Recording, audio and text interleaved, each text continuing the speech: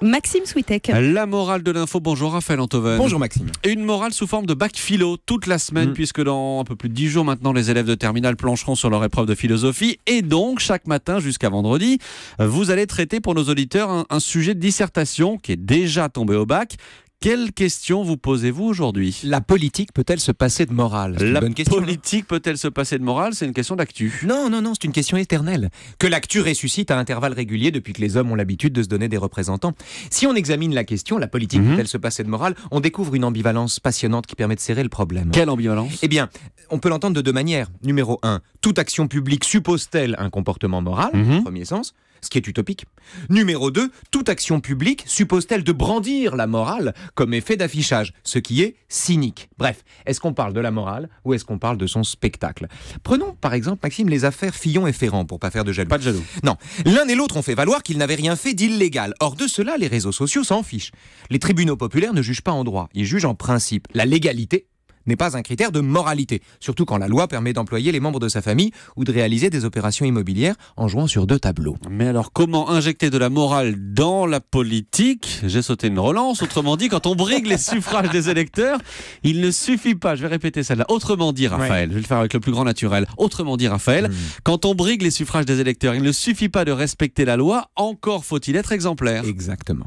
Et il est vrai de dire en ce sens que la politique ne peut pas se passer de morale. Seulement, et c'est tout le sens de la deuxième partie qu'il vaut mieux faire avant la troisième, Pardon. Si la morale est indispensable à la confiance des électeurs, ce n'est donc pas pour des raisons morales, et c'est ça que je veux dire ici, mais c'est en vertu du plus cynique des calculs. Pour que les gens votent pour moi, je dois avoir l'air d'être irréprochable. C'est là que la morale devient un effet d'affiche. Avec le droit, par exemple, les choses sont claires, vous êtes dans la loi ou vous êtes hors la loi.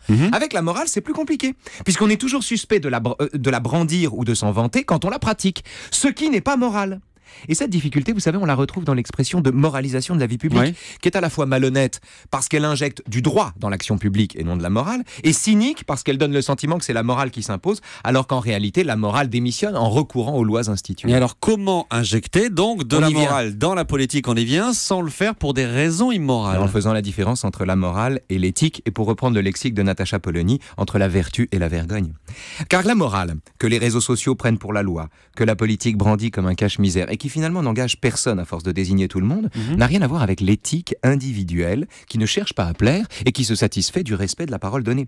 Pour le dire simplement, on ne juge pas de la même manière des actes immoraux mais conformes à la loi et couverts par la présomption d'innocence jusqu'à nouvel ordre, et l'absence totale objective d'éthique ou de vergogne d'un chef d'État qui retire son pays d'un accord mondial parce qu'il n'a pas aimé la façon dont on lui a serré la main. Et la morale de l'info ? La morale de l'info, c'est que la politique se passe de morale, mais le politique ne se passe pas d'éthique. Et alors le sujet de demain, Raphaël ? Demain, faut-il être éduqué pour apprécier une œuvre d'art ? On va bien s'amuser. Il faut écouter cette chronique encore plus cette semaine, à un peu plus de 10 jours du bac. Ça vous va bien de dire ça, camarade.